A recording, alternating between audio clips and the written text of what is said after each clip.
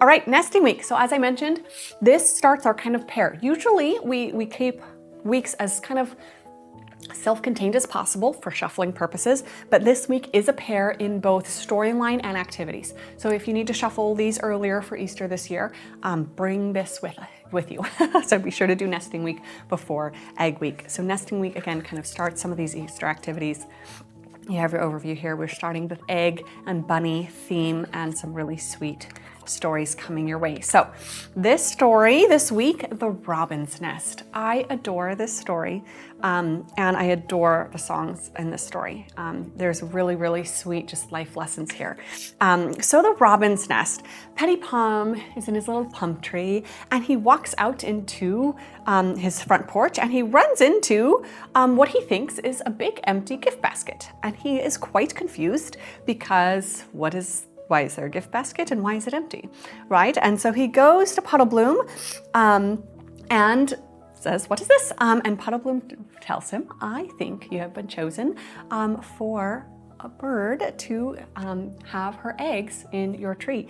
And it is it's like a big deal for Petty Pom to be hosting this expectant mother. And so now it is his job to help care for this expectant mother as she is expecting her baby birds to hatch. And so Petty Pom is then excited to go off and prepare, and he runs into Pearl and tells Pearl, I have an expectant mother. I have a nest on my porch. And she's like, oh, that is very important. That is a big task. And then she sings Expectant Mothers, which is a wonderful song. I did help with some of the lyrics for this one. Really teaching Petty Pom, teaching children the importance of caring for an expectant mother. And the kind of theme of this song is that if we care for the expectant or postpartum mother, then she can care for her children. And it is a really, really lovely, it's kind of Mary Poppins vibes too. And so Pearl is guiding Petty Pom on his job to prepare the space and to look after her and care for her so she can focus on those babies.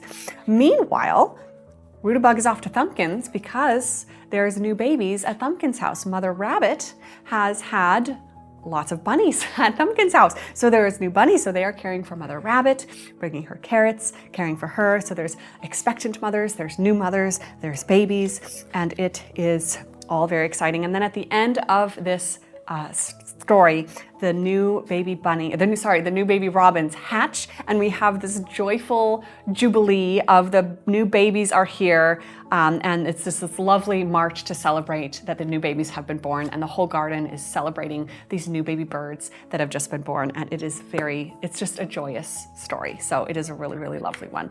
So those words are here for you in your next few pages. The melody lines are here. The QR codes for those songs are here for you. But it is a really, really lovely story that really celebrates new life, really celebrates mothers, really celebrates new babies. And it is a really, really fun. All right.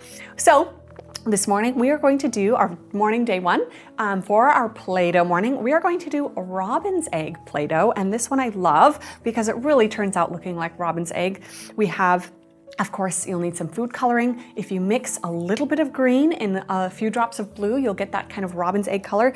But there is a little secret ingredient here, and the secret ingredient to make Robin's Egg Play-Doh really look like robin's egg is actually clove. So you're gonna add your clove spices into your flour and salt, along, of course, with your food coloring, and it gives that beautiful color with those classic little speckles. Clove just works beautifully. So you're gonna sneak some cloves in there. I know you wouldn't think cloves for spring, but the texture of that just ends up being perfect. So a few drops of blue and a drop or two of green. Be sure to do more blue than green to get that nice robin's egg color, but also not too much because you want it to be that light pastel. And then that secret ingredient, a little bit of cloves, is gonna give that classic robin's egg speckle to your Play-Doh. It's really, really lovely. You can make little eggs, put them in little nests, and it's a really, really fun springtime activity for you and your children to enjoy. All right. And then after that, our life skill lesson for day 1 is we are going to begin preparing planting our Easter grass baskets. So this one is so fun because the children are actually going to plant wheatgrass seeds in their little Easter baskets, and they get to watch that grass grow. So instead of shoving synthetic fake grass, they're actually going to grow their own Easter grass. So when they have their finished baskets, they have all of their little child-made goodies there and on real Easter wheatgrass. So it's really, really fun Easter activity. So we're going to start that. So in this image, you can see one of these baskets here. These are available individually on the site. This is our small, and then we have a medium and a large. I do think the small size is really lovely for children. It's just a nice size. The medium is great as well for like if you really want to fill up an Easter basket. And then I like to line these with this kind of coconut core. You can see it in that picture there. It's this kind of coconut core lining because of course you're going to be watering these. You don't want water to get everywhere. So you can line your basket with that, fill it with some soil, top it with some wheatgrass seeds, and then top it with a little bit more soil, and they're gonna spray, use a little spray bottle because you don't wanna really soak these seeds, or you could do a little bit of hand watering as well. And soak these, or not soak them, water them gently, and then spritz them each day, put them by the windowsill for them to begin to grow over the course of the week. And usually, if you start them on day 1 here, by the time you get to the next week, day 3, they're perfectly grown. They sprout pretty quickly. Another tip is don't cover them too much with too much soil because then it will feel like they're taking longer to sprout when they already probably sprouted pretty quickly. So they don't need too much soil on top of them. Some seeds you want to plant pretty far down, but these just kind of top them with a little bit of soil and then they'll just sprout right up. And they're just lovely. So it is a really, really fun way for children to start. We're getting into the growing season, getting into planting season, and growing their own little natural Easter baskets. It's really fun. Now our morning baking day. Day 2 morning. This is of course why we tend to do a little bit more of a handwork craft. We're going to be making our knitted bunnies. Now if you were here for spring planning, I already mentioned this, but this is something that you might already want to be getting started on because the activity for the children starts with a finished knitted or crocheted square. So between now and when you're doing April week 2 nesting week, you'll actually want a finished knitted or crocheted square. So if you know how to knit or crochet, it can just be a square about this big, the size depends on how big you want your bunny. It can be, I usually like to do about this big so it doesn't take me too long. If you have a friend who knows how to knit or crochet, you can phone a friend. If you want to learn, this is a great opportunity to learn. I do have one here. So this one isn't my tidiest one. I think this is one I did with one of my kids. But we make these little bunnies. So all you need to do before then is to either knit or crochet just a simple square. It can really be any stitch, whatever is most comfortable for you or whatever you can get a hold of really, because this activity starts with that finished square. And essentially what you're doing here is you're weaving one of those little blunt end needles with a thread, and you're making this little triangle on the top half of the square, and then you stuff some wool batting in the head, and when they just get to pull that, it goes zoink around the little ball of wool, and it just creates this little bunny head, and it's so fun. So you get to have them weave through, or with little ones, you can pre-weave kind of the back loops of those stitches, like this little triangle, stuff that little wool in there, and then they can pull it tight, and it just boom, makes a little bunny head. Now with your little ones, that might be really all they're going to participate. Remember, I do love activities where you are making things with your children instead of always just doing completely child-led things. Of course, we have a lot of completely child-led things, but we want to encourage connection too. So it is so special when you and your child are making something together. The child gets to participate in some spots and you get to participate in others. So they get to pull that. You might end up stitching up the end yourselves and you're creating something together as a connection point, all right? So when you get to this and say, my kid can't do this on their own, that's the point because we want you next to your child helping them creating something together, all right?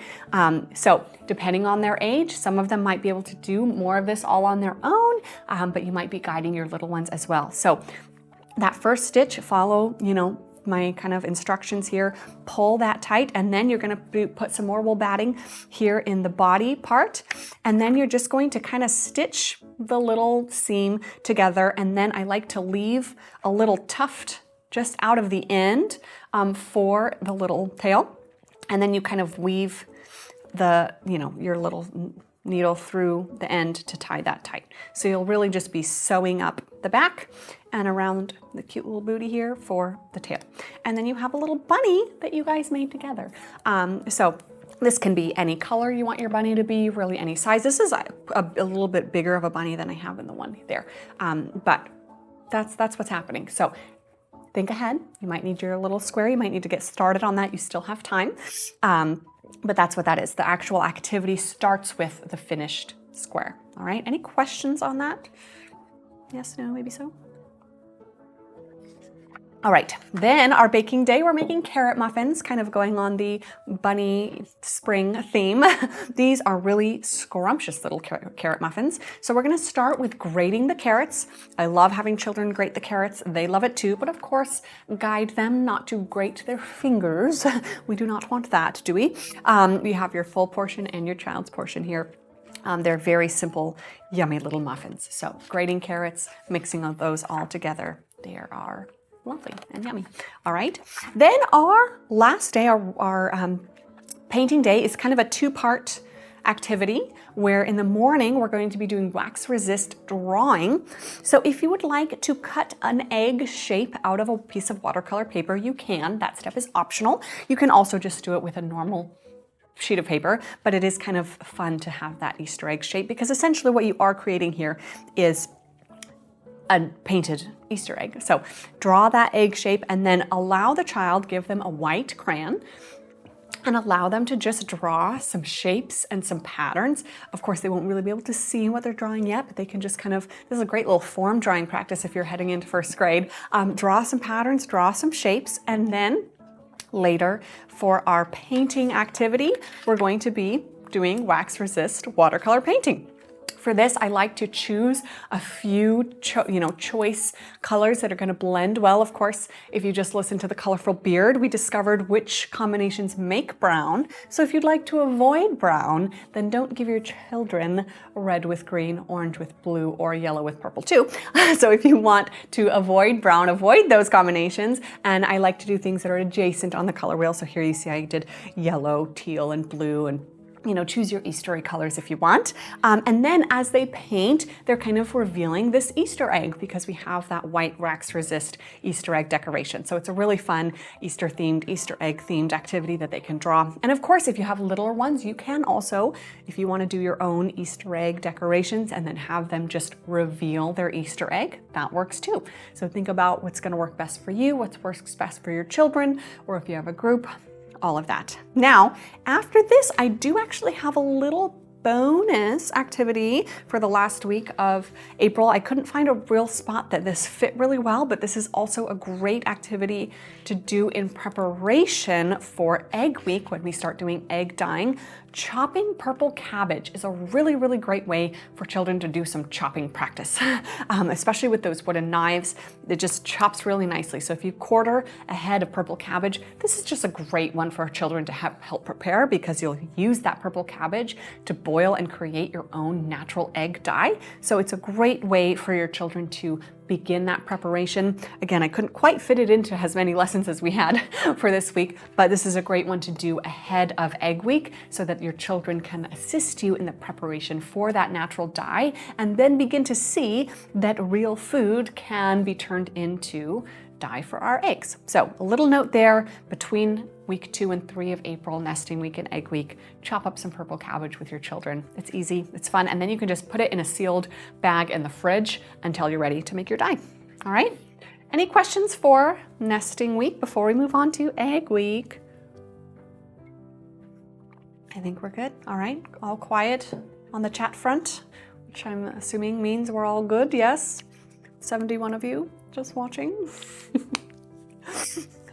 All right, we will move on to Egg Week. Oh, there we are, taking it all in. Good, thank you guys. I hope you're all taking notes. All right, egg week. This is kind of our Easter week, of course. So we're dyeing eggs, we're dyeing lots of things. It's a really, really fun one. It's a really fun week, all right? So this culminates at our day 3, at the end of our activities. This will culminate with your finished Easter basket, and it is always so fun to see how many things the children have made in that little Easter basket. So by the end of week 3, you'll have the grass grown, you'll have eggs, you'll have bunnies, you'll have all of these beautiful things in this little basket that the child not only grew the grass themselves, they baked the things, they made the things, they did all of the things, and it's really just this lovely celebration of all the things your children are making and doing in springtime.